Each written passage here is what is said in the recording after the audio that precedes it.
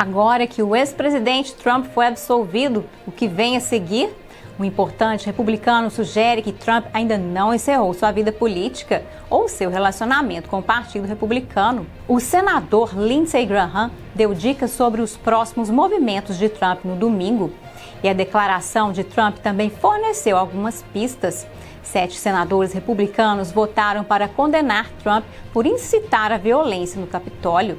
Agora, todos os 7 estão enfrentando uma reação de seu próprio partido. O líder da maioria do Senado, Chuck Schumer, enquanto isso, os elogia chamando-os de patriotas republicanos. E o prefeito da cidade de Nova York chamou a suposta cobertura da casa de repouso pelo governador do estado de perturbadora e muito preocupante. A administração Cuomo teria ocultado informações sobre as mortes pelo vírus do PCC em lares de idosos. Confira esses e outros assuntos hoje no Diante dos Fatos.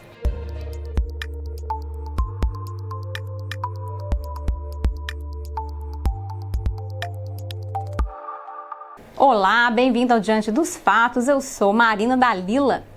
Trump foi absolvido pela segunda vez e muitos fatos aconteceram no final de semana. O segundo julgamento de impeachment do ex-presidente Trump terminou em uma segunda absolvição. 57 senadores votaram para condenar Trump. Uma condenação requer 67 votos, supermaioria. Todos os 43 senadores que votaram para absolver Trump são republicanos. Todos os democratas votaram para condená-lo. 7 republicanos se juntaram aos democratas. Agora, todos os 7 estão enfrentando uma reação de seu próprio partido.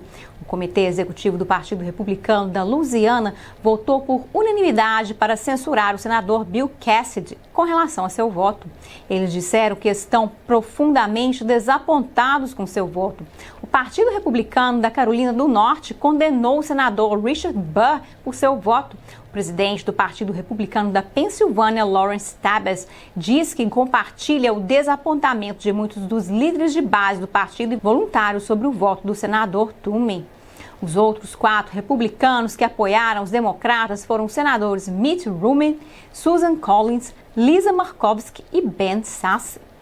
O Partido Republicano de Nebraska censurou Sasse, mas a reunião foi adiada devido ao clima.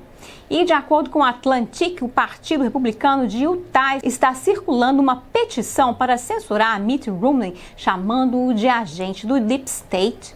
Os outros partidos republicanos estaduais não emitiram declarações até o momento. Enquanto os 7 enfrentaram a reação dos seus próprios partidos, o líder da maioria do Senado, Chuck Schumer, um democrata de Nova York, os elogia, chamando-os de patriotas republicanos. Agora que o ex-presidente Trump foi absolvido, o que vem a seguir? Um importante republicano sugere que Trump ainda não terminou sua vida política ou seu relacionamento com o Partido Republicano. O senador Lindsey Graham deu dicas sobre os próximos movimentos de Trump no domingo. Ele disse à Fox News que Trump está pronto para seguir em frente e reconstruir o Partido Republicano e ele está animado para 2022. Graham disse que eles vão falar sobre isso em breve. A declaração de Trump também forneceu algumas dicas. Ele escreveu: nosso movimento histórico, patriótico e bonito do Make America Great Again está apenas começando. Para os próximos meses tenho muito a compartilhar com vocês e espero continuar nossa incrível jornada junto para alcançar a grandeza americana para todo o nosso povo. Ele disse que o que aconteceu foi a maior caça às bruxas da história de nosso país, mas agora que acabou, ele afirmou, temos muito trabalho pela frente e logo iremos emergir com uma visão de um americano brilhante, radiante e sem limites. E os advogados de Trump comemoraram sua vitória no sábado, depois que o Senado absolveu Trump pela segunda vez. Bruce Castor, o advogado de Trump, disse: e eu, o senhor Van Der Veen e outros membros da equipe estamos extraordinariamente gratos que o Senado dos Estados Unidos tenha decidido proteger nosso modo de vida constitucional e não seguir o caminho de intermináveis impeachments. O outro advogado de Trump, Michael Van Der Veen, disse: eu não luto com ninguém. Nós terminamos a luta naquela sala e batemos com ela no tapete e vencemos este caso. Não há mais luta, nós vencemos. O Senado ficou aquém da maioria de 2/3 necessária para condenar Trump sob a acusação de incitamento à insurreição. Trump deixou o cargo em 20 de janeiro, então o impeachment não poderia ser usado para removê-lo do poder. Mas os democratas esperavam que uma condenação o responsabilizasse pela violência no Capitólio em 6 de janeiro e o impedisse de ocupar um cargo no futuro. Os advogados de Trump argumentaram que seu discurso no comício foi protegido por seu direito à liberdade de expressão e eles disseram que o impeachment não passou pelo devido processo nas audiências. Olhando para o futuro, Trump disse: "Juntos não há nada que não possamos realizar. Continuamos um povo, uma família e uma nação gloriosa sob Deus, e é nossa responsabilidade preservar esta herança magnífica para nossos filhos e para futuras gerações de americanos." Por falar em liberdade de expressão, o Parler está de volta. O CEO interino disse a Just the News que a empresa mudou para uma nova torre de servidores. A plataforma de mídia social viu um aumento massivo de usuários após a eleição de 3 de novembro, com muitas pessoas mudando do Facebook, Twitter e outros sites de mídia social por medo de censura. Após a violação do Capitólio em 6 de janeiro, o Google e a Apple entraram em ação contra o Parler e dias depois a Amazon rescindiu seu contrato de serviço de hospedagem com a empresa. E o CEO interino não revelou qual empresa está hospedando o Parler. Ele disse que a empresa está usando programas de inteligência artificial e editores humanos para investigar discursos que violam seus termos de contrato de serviço. Parece que o Parler está de volta e veio para ficar. E mais estados americanos estão apresentando projetos de lei contra os gigantes de tecnologia que monopolizam os mercados. 47 senadores da Dakota do Norte devem votar esta semana um projeto que limitaria a Apple e o Google de exigir que os aplicativos usem seus sistemas de pagamento. Os dois gigantes de tecnologia respondem por até 30% de muitas das vendas de aplicativos em smartphones. A Apple anunciou recentemente o programa para pequenas empresas. O programa reduz o corte para 15% para empresas elegíveis que ganham menos de 1 milhão por ano. Mas há uma preocupação crescente com o mercado monopolizado. Essa batalha veio à tona no ano passado com o Fortnite, quando o desenvolvedor Epic enfrentou o Google e a Apple em 2 processos. Tanto a App Store quanto a Play Store removeram o Fortnite em agosto passado porque ele lançou sua própria ferramenta de processamento de pagamentos, em uma tentativa de contornar o corte de 30%. Este projeto de lei é para resolver essas preocupações. Existem 3 partes principais. Em primeiro lugar, exigir que um desenvolvedor use uma plataforma de distribuição de aplicativo digital ou plataforma de transação digital como um modo exclusivo de distribuição de um produto digital, o que sugere que essas empresas teriam que permitir a compra de aplicativos fora de sua própria loja. Em segundo lugar, exigir que um desenvolvedor use um sistema de pagamento no aplicativo como modo exclusivo de aceitação de pagamento de um usuário para baixar um aplicativo de software ou comprar um produto digital ou físico por meio de aplicativo de software. Com isso, por exemplo, o Fortnite seria capaz de processar pagamentos por meio da Epic em vez do sistema de pagamento da Apple. E em terceiro, retaliar contra um desenvolvedor por escolher usar uma loja de aplicativos alternativa ou sistema de pagamento no aplicativo. Já que é um projeto de lei estadual, se for aprovado, ele afetará apenas os pagamentos em Dakota do Norte. Mesmo assim, ainda seria necessário que a Apple e outras empresas desse tipo fizessem alterações em suas plataformas que poderiam ter efeitos de longo alcance. De acordo com a tribuna de Bismarck, os defensores do projeto consideram uma vitória, dizendo que trata do monopólio de mercado da Apple e do Google.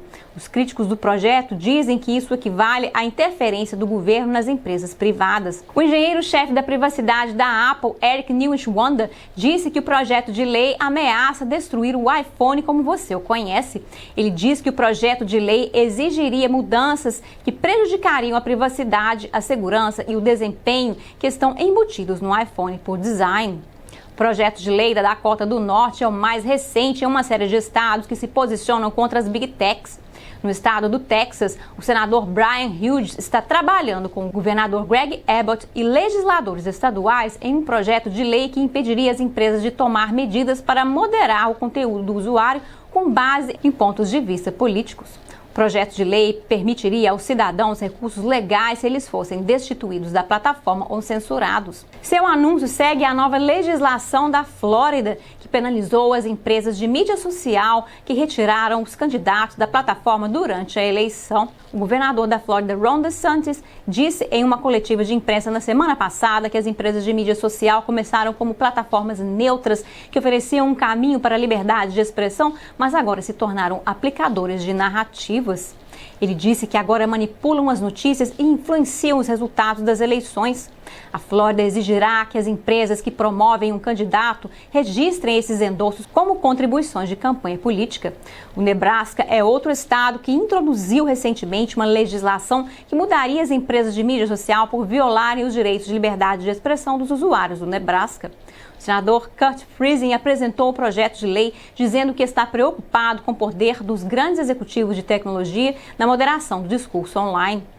Nova York está considerando um projeto de lei que tornaria mais fácil para o estado processar as Big Techs por questões antitrust. E falando em Nova York, o prefeito está chamando a suposta cobertura da casa de repouso pelo governador do estado como perturbadora e muito preocupante. A administração do governo Cuomo teria ocultado informações sobre as mortes pelo vírus do PCC em lares de idosos. O prefeito Bill de Blasio pediu uma prestação de contas completa da situação na sexta-feira. Durante uma entrevista, ele disse: precisamos saber exatamente o que aconteceu aqui, precisamos ter certeza de que nada assim acontecerá novamente. Ele disse no programa The Brian Lehrer da WNYC: pense nos idosos, suas vidas estavam equilibradas e suas famílias simplesmente desesperadas para conseguir a ajuda de que precisavam. Precisamos saber exatamente o que aconteceu aqui. Precisamos ter certeza de que nada como isso aconteça novamente. De Blasio frequentemente discorda de Cuomo sobre o manejo da pandemia. O New York Post relatou pela primeira vez o suposto encobrimento. Em uma gravação de áudio, a chefe de gabinete do governador Cuomo, Melissa DeRosa, falou a um punhado de políticos democratas. Ela disse que o gabinete do governador temia que o Departamento de Justiça pudesse usar os números contra eles. Ela disse que eles temiam que o então presidente Donald Trump usasse a informação como uma citação gigantesco futebol político contra eles. Os comentários da prefeita vieram no momento em que DeRosa buscava esclarecer seus comentários, dizendo em um comunicado que o gabinete do governador foi abrangente e transparente em suas respostas ao Departamento de Justiça. Por hoje é só no Diante dos Fatos. Obrigada por assistir e até a próxima.